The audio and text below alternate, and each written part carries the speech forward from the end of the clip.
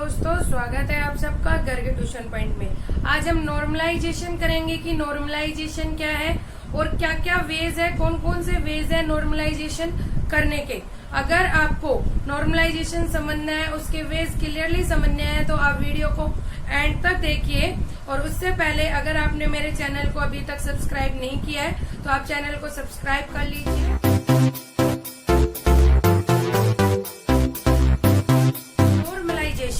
Normalisation actually एक process है जिसमें हम रिलेशन सेट्स को रिड्यूस करते हैं। रिड्यूस इसलिए करते हैं हम कि एक टेबल में जब डेटा की रिडंडेंसी हो जाती है, डेटा हमारा रिपीट होता है, तो हमें इंसर्शन, डिलीशन, अपडेशन करने में प्रॉब्लम होती है। हमारा ये ऑपरेशंस परफॉर्म नहीं हो पाते। इस वजह से हमें टेबल्स में से रिडंडेंसी को रिमूव करना पड़ता है, हमारी टेबल को मिनिमाइज करना पड़ता है। और टेबल को मिनिमाइज करते हैं हम with the help of the normal forms.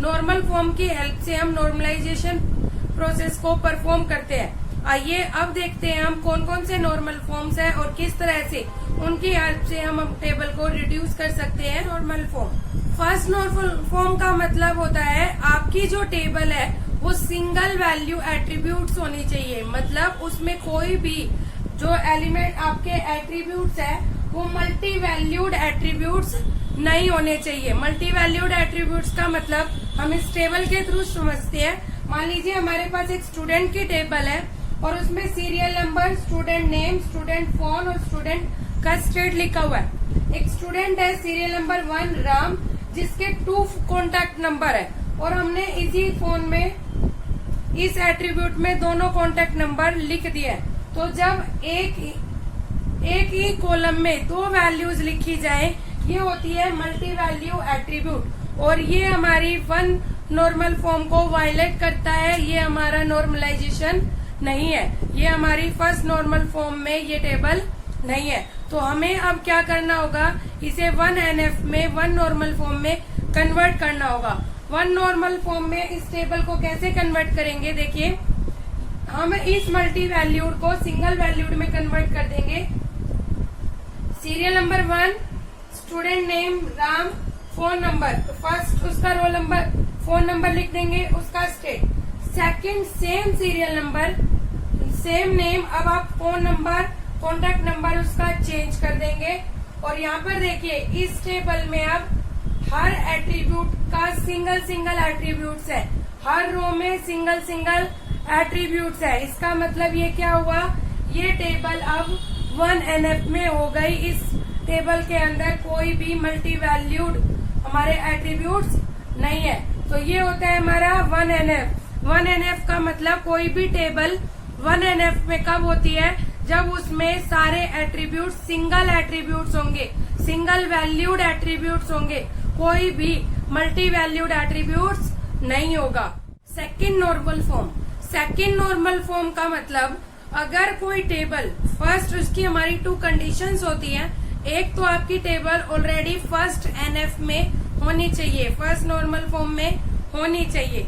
Second condition, इसमें कोई भी पार्शियल डिपेंडेंसी नहीं होनी चाहिए। अब क्वेश्चन ये अराइज होता है पार्शियल इंडिपेंडेंसी, पार्शियल डिपेंडेंसी का मतलब क्या होता है। तो देखिए इस टेबल के थ्रू मैं आपको बताती हूँ। ये हमारी एक स्टूडेंट टेबल है, इसमें स्टूडेंट का serial number, course number, course fee, student आता है जिस हिसाब से उसके कोर्स के हिसाब से हम उसे सीरियल नंबर प्रोवाइड कर रहे हैं। जैसे फर्स्ट नंबर वाले का कोर्स नंबर है C1 और C1 कोर्स की फीस है 1000 रुपीज। सेकेंड C2 और उस कोर्स फीस है उसकी 1500। फिर से 1 ने कोर्स अटेम्प्ट किया है C4। और देखिए हो क्या रहा है, कोर्स की जो फीस है वो डिपेंड करती है हमारे कोर्स के ऊपर कि कोर्स की आईडी क्या है, कोर्स का नंबर क्या है। फिक्स कर रखा है कि C1 कोर्स की इतनी फीस, C2 कोर्स की इतनी फीस। लेकिन सीरियल नंबर कहाँ किस पे डिपेंड करता है, सीरियल नंबर कोर्स नंबर पर डिपेंड कर रहा है, सीरियल नंबर कोर्स फीस पे कि 1 सीरियल नंबर वाले की फीस 1000, 1 सीरियल नंबर वाले की फीस 2000, या फिर कोर्स नंबर पर 1 C1 2 C2। इसका मतलब यहाँ पार्शियल, ये पार्शियली डिपेंड करता है कोर्स नंबर पर भी और कोर्स फीस पर भी, फुल्ली डिपेंड नहीं हो रहा। ठीक है, तो हमें इस पार्शियल डिपेंडेंसी को कैसे रिमूव करना है, इस टेबल को डिवाइड करके, इस कंप्लीट एक टेबल को हम डिवाइड कर देंगे 2 और मोर टेबल्स में। मान लीजिए यहाँ तो सिर्फ 3 कॉलम्स है, एक्स्ट्रा कॉलम्स हो तो आप ज्यादा टेबल्स में भी डिवाइड कर सकते हैं। इस टेबल को हम पार्शियल डिपेंडेंसी रिमूव करने के लिए 2 टेबल्स में डिवाइड करेंगे, स्टूडेंट और कोर्स टेबल। स्टूडेंट की टेबल में सीरियल नंबर, कोर्स नंबर हमने ले लिया, कोर्स में कोर्स नंबर, कोर्स फी। देखिए कोर्स में क्या हुआ, C1 की फी लिख दी। और अब अगर हमें इस टेबल से फाइंड आउट करना है serial number, course number, serial number 1 की टोटल फीस कितनी है, उसके पास कोर्स कौन से है, C1 की फीस क्या है 1000। तो दोनों ही टेबल को हम लिंक कर सकते हैं। तो हमने 2 टेबल बना ली। अब सीरियल नंबर क्या है, हमारा यहाँ से पार्शियल डिपेंडेंसी खत्म हो चुकी है। सीरियल नंबर डायरेक्टली डिपेंड है कोर्स नंबर पर और कोर्स की फीस डायरेक्टली डिपेंड है हमारी कोर्स नंबर पर। ठीक है फ्रेंड्स, आई होप आपको 2NF समझ में आ गया होगा। अब बात करते हैं हम 3rd NF की। We will talk about 3rd NF। 3rd NF का मतलब होता है सबसे पहले आपकी टेबल 2nd NF में होनी चाहिए और 2nd NF का मतलब वो टेबल सबसे पहले 1st NF में होनी चाहिए। इसका मतलब 3rd NF जब हम करेंगे तो आपकी टेबल 1st NF में होनी चाहिए, 2nd NF में होनी चाहिए और 3rd की भी वो कंडीशन फुलफिल करनी चाहिए। अब 3rd की क्या कंडीशन है हमारी कि नो ट्रांजिटिव डिपेंडेंसी, कोई भी ट्रांजिटिव डिपेंडेंसी नहीं होनी चाहिए। अब ट्रांजिटिव डिपेंडेंसी क्या होता है, मान लीजिए A रिलेट करता है B से, B रिलेट करता है C से। इसका मतलब डायरेक्टली क्या हो गया, A is related to C, जबकि हम चाहते हैं 3rd NF में ये डिपेंडेंसी क्रिएट नहीं होनी चाहिए। ठीक है, अगर A B से रिलेट करता है और B C से, इसका मतलब A C से रिलेट हुआ और ये डिपेंडेंसी क्रिएट नहीं होनी चाहिए। ये कहलाता है हमारा ट्रांजिटिव डिपेंडेंसी। जब कोई रिलेशन 3 NF में होगा तो वो कम से कम एक कंडीशन होल्ड करना चाहिए।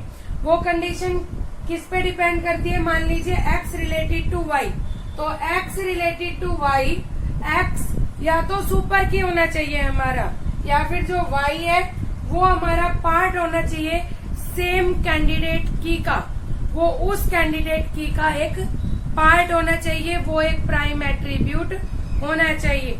अब इस 3 NF को हम एक एग्जाम्पल के थ्रू समझते हैं जिससे हमारा कॉन्सेप्ट क्लियर हो जाए। मान लीजिए ये हमारी एक टेबल है जहाँ स्टूडेंट का नंबर, स्टूडेंट का नेम, स्टूडेंट की स्टेट, स्टूडेंट की एज और स्टूडेंट की कंट्री लिखी हुई है। तो देखिए अगर हम इसमें डिपेंडेंसी की बात करें तो सीरियल नंबर से हम स्टूडेंट का नेम निकाल सकते हैं, सीरियल नंबर से हम स्टूडेंट का स्टेट फाइंड आउट कर सकते हैं, सीरियल नंबर से हम स्टूडेंट का एज फाइंड आउट कर सकते हैं और स्टूडेंट स्टेट से हम क्या फाइंड आउट कर सकते हैं, स्टूडेंट की कंट्री, क्योंकि स्टेट तो कंट्री के हिसाब से ही निकलेगी। तो देखिए स्टूडेंट नंबर रिलेट करता है स्टूडेंट स्टेट से और स्टूडेंट स्टेट रिलेट करता है स्टूडेंट कंट्री से। इसका मतलब क्या हुआ, स्टूडेंट नंबर रिलेट करता है स्टूडेंट कंट्री से। A is related to B, B is related to C, तो A is directly और indirectly related to C।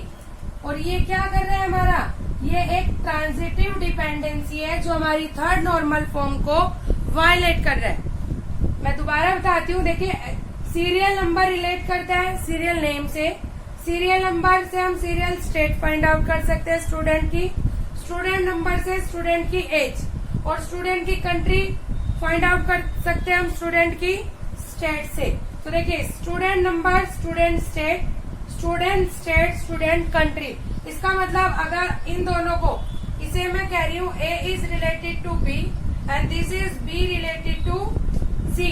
तो क्या है हमारा A is related to C, जो कि एक हमारी ट्रांजिटिव डिपेंडेंसी है जो हमारी थर्ड नॉर्मल फॉर्म को वायलेट करनी है। इसे हमें रिमूव करना पड़ेगा इसे थर्ड नॉर्मल फॉर्म में कन्वर्ट करने के लिए।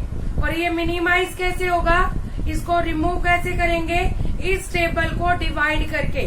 जब हम टेबल को डिवाइड कर देंगे, डिकम्पोज कर देंगे, 2 और मोर टेबल्स में कन्वर्ट कर देंगे, तो हमारी थर्ड एनएफ खत्म हो जाएगी। थर्ड एनएफ की जो प्रॉब्लम आ रही है ये हमारी रिमूव हो जाएगी।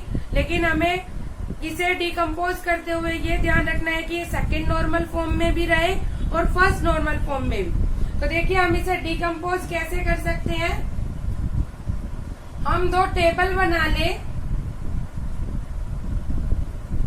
हम 2 टेबल बना सकते हैं। एक student number, student name, student state और स्टूडेंट की एज की हो गई हमारी। ये 1 टेबल हो गई हमारी। और हम सेकंड टेबल बना सकते हैं, क्योंकि हमारा सेकंड में प्रॉब्लम आता है स्टूडेंट की स्टेट स्टूडेंट की कंट्री से रिलेट करता है। तो हम स्टेट और कंट्री की एक टेबल बना लेते हैं। तो कोई भी स्टेट जिस कंट्री से है हम यहाँ लिख देंगे और इन दोनों को हम क्या कर देंगे, लिंक। आप इसे स्टूडेंट स्टेट कर सकते हैं कि जिस स्टूडेंट की स्टेट, मान लीजिए स्टेट है हमारा कोई भी, हरियाणा स्टेट है हमारा, डिस्ट्रिक्ट है हरियाणा, तो आप कंट्री उसे स्पेसिफाई कर सकते हैं। तो आया फ्रेंड्स, इसे हम टेबल को हमने 2 टेबल में डिकम्पोज कर दिया। Student number, name, state and age. Second table में स्टूडेंट की स्टेट और कंट्री। इससे हमारी अब स्टूडेंट नंबर इन तीनों से मैच हो चुका है, इससे रिलेट करता है। और स्टूडेंट की स्टेट किससे रिलेट करती है, कंट्री से। अब हमने इन्हें डिकम्पोज कर दिया है। अब हमारे यहाँ से ट्रांजिटिव डिपेंडेंसी की प्रॉब्लम रिमूव हो चुकी है। इसका मतलब अब ये दोनों टेबल हमारी किस में है, थर्ड एनएफ में। अब बात करते हैं हम नेक्स्ट एनएफ की, BCNF, बाइकार्ट normal form. बाइकार्ट normal form क्या होती है, इसकी कुछ कंडीशंस होती है, जैसे कि ये सबसे पहले हमारी इससे पहले की जितनी नॉर्मल फॉर्म है, मतलब फर्स्ट, सेकंड, थर्ड, ये तीनों नॉर्मल फॉर्म पर हमारा तीनों नॉर्मल फॉर्म होनी चाहिए टेबल। और इसकी जो मोस्ट इम्पोर्टेंट कंडीशन है वो ये कि जो every functional dependency left hand side is a super की। हर फंक्शनल डिपेंडेंसी में जो उसकी लेफ्ट हैंड साइड होती है वो एक सुपर की होनी चाहिए। कोई भी टेबल, कोई भी रिलेशन सेट बीसीएनएफ में कब होता है, जब if and only if in every non tribal functional dependency, मान लीजिए x रिलेटेड टू y है तो x हमारा सुपर की होना चाहिए। फॉर एग्जाम्पल, जैसे देखिए मैं एक टेबल के अकॉर्डिंग आपको समझाती हूँ। ये एक टेबल है आपकी, employee ID, employee country, employee department, department type and employee department number. ये आपकी एक टेबल है। इसमें देखिए हो क्या रहा है, जो एम्प्लॉय की आईडी है वो डिपेंड कर रही है एम्प्लॉय की कंट्री पर, और जो एम्प्लॉय का डिपार्टमेंट है वो डिपेंड कर रहा है कि डिपार्टमेंट का टाइप कौन सा है और एम्प्लॉय का डिपार्टमेंट नंबर क्या है।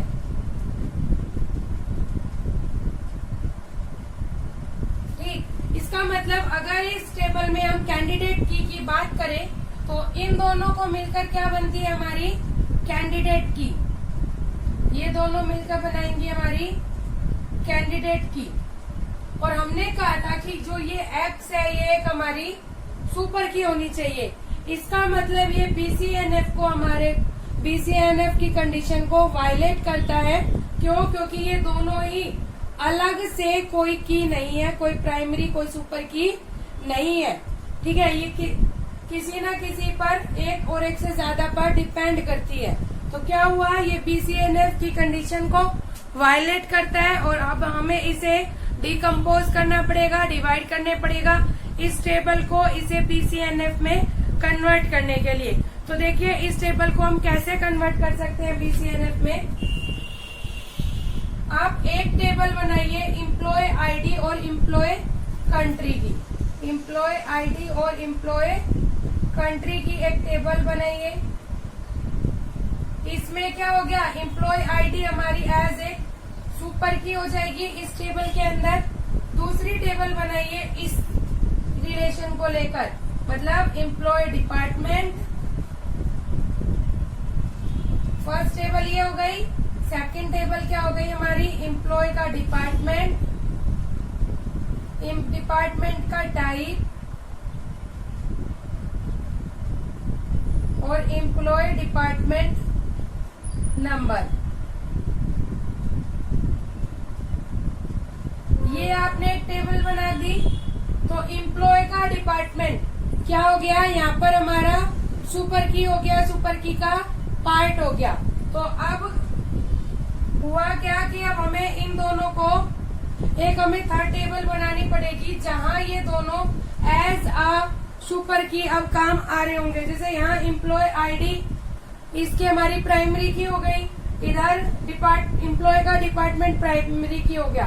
अब इन दोनों की हेल्प से एक थर्ड टेबल बनाइए जहां लिखा होगा एम्प्लॉय की आईडी और एम्प्लॉय का डिपार्टमेंट, जिससे हम इन दोनों को लिंक कर सकेंगे। ठीक है, तो ये हो गई हमारी थर्ड टेबल एम्प्लॉय आईडी और एम्प्लॉय डिपार्टमेंट की। अब वन आईडी का एम्प्लॉय डिपार्टमेंट, इस आईडी का ये डिपार्टमेंट है, तो हम इन दोनों को अब लिंक कर सकते हैं। तो ये अब पूरी एक कंप्लीट टेबल हमने डिकम्पोज कर दी 3 टेबल्स में, जहां एम्प्लॉय आईडी और एम्प्लॉय डिपार्टमेंट अपने आप में सुपर कीज है अपनी अपनी टेबल की, और दोनों मिलकर एक की बनाती है जो लिंक करती है बाकी कीज से। तो आया फ्रेंड BCNF समझ। BCNF में जो लेफ्ट हैंड साइड है आपकी एम्प्लॉय आईडी और एम्प्लॉय डिपार्टमेंट, वो सुपर की होना चाहिए था। हमने यहाँ पर अपनी उनकी टेबल में और यहाँ पर एज अ की यूज कर लिया और उनकी टेबल में उन्हें सुपर की बना दिया है। ठीक है फ्रेंड्स, आई होप BCNF समझ आ गया होगा। अब नेक्स्ट NF की बात करते हैं, फोर्थ NF। फोर्थ NF में क्या होता है, सबसे पहले तो ये आपकी BCNF की आपकी सारी कंडीशंस फुलफिल करना चाहिए। नेक्स्ट, इसमें कोई भी मल्टी वैल्यूड डिपेंडेंसी नहीं होनी चाहिए। मल्टी वैल्यूड डिपेंडेंसी का मतलब होता है एक रिलेशन एक से ज्यादा कॉलम्स पर डिपेंड नहीं होना चाहिए। जैसे कि मान लीजिए ये एक टेबल है हमारे पास जहाँ स्टूडेंट की आईडी, कोर्स और हॉबी लिखी हुई है। स्टूडेंट की आईडी डिपेंड करती है स्टूडेंट के कोर्स पर कि स्टूडेंट का कोर्स क्या है। लेकिन देखिए कंप्यूटर कोर्स की भी हॉबी डांसिंग है और साइंस कोर्स की भी हॉबी डांसिंग है। इसका मतलब कोर्स डिपेंड, जो हॉबी है वो डिपेंड नहीं कर रही कोर्स पर। इसका मतलब स्टूडेंट की आईडी डिपेंड करती है हॉबी पर कि स्टूडेंट की आईडी डांस है, स्टूडेंट 2 आईडी वाले की सिंगिंग है, स्टूडेंट 3 आईडी वाले की डांसिंग है। स्टूडेंट की आईडी पर हॉबी डिपेंड करती है, कोर्स पर हॉबी डिपेंड नहीं करती। इसका मतलब ये यूजलेस है हॉबी के लिए। तो इसका मतलब ये मल्टी वैल्यू डिपेंडेंसी है, एक से ज्यादा स्टूडेंट आईडी की कोर्स पर भी डिपेंड हो रही है और स्टूडेंट आईडी हॉबी पर भी डिपेंड हो रही है। तो क्या करेंगे, आप इस टेबल को डिकम्पोज करेंगे। किस तरह से डिकम्पोज करेंगे, 2 टेबल बनाएंगे।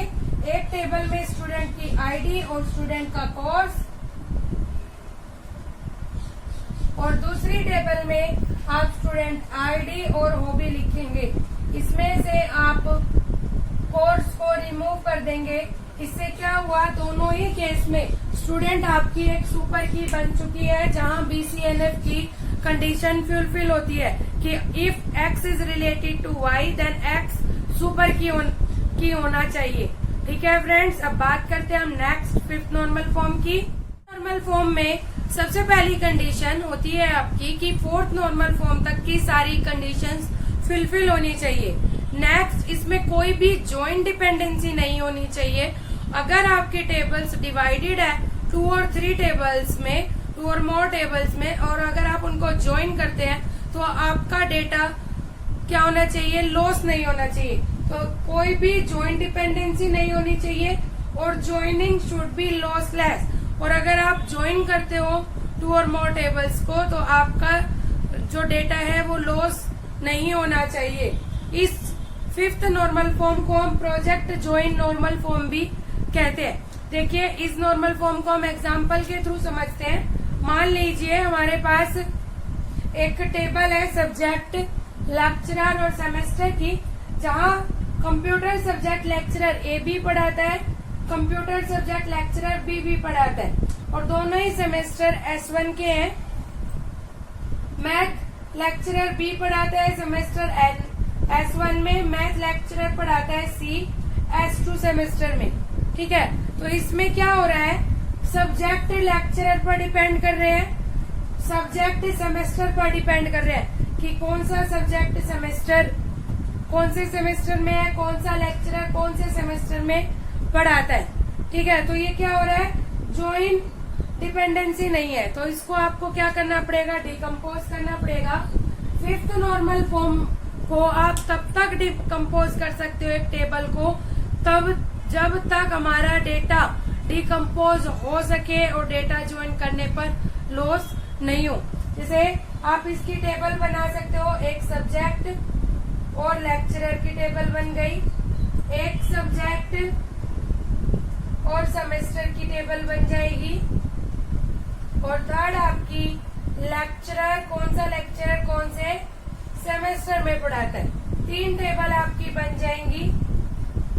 इससे क्या होगा, देखिए पता चल रहा है कौन सा सब्जेक्ट कौन सा लेक्चरर पढ़ा रहा है, कौन सा सब्जेक्ट कौन से सेमेस्टर में है, कौन सा लेक्चरर कौन से सेमेस्टर में पढ़ाता है। तो 3 अलग अलग टेबल है, और अगर आप इनसे ज्वाइन करते हो तो देखिए सब्जेक्ट, लेक्चरर और सेमेस्टर, ये हमारी डिपेंडेंसी हो जाएगी सेमेस्टर का सेमेस्टर से, लेक्चरर का लेक्चरर से। इससे आपका डेटा लॉस भी नहीं होगा। तो ये थे हमारे 5 normal forms, first NF, second NF, third NF, BCNF, 4th NF and 5th NF। ठीक है, 6 नॉर्मल फॉर्म जो 5 NF तक होते हैं, बीच में आता है बाय कार्ड नॉर्मल फॉर्म। तो आई होप फ्रेंड्स आपको 5 नॉर्मल फॉर्म समझ आ गया हो, नॉर्मलाइजेशन क्या होता है समझ आ गया हो। फिर भी अगर आपको कोई प्रॉब्लम है तो आप मुझे कमेंट करके बताइए। नेक्स्ट वीडियो के लिए नेक्स्ट टॉपिक नेक्स्ट वीडियो में बताऊंगी। तब तक के लिए नमस्कार, जय हिंद।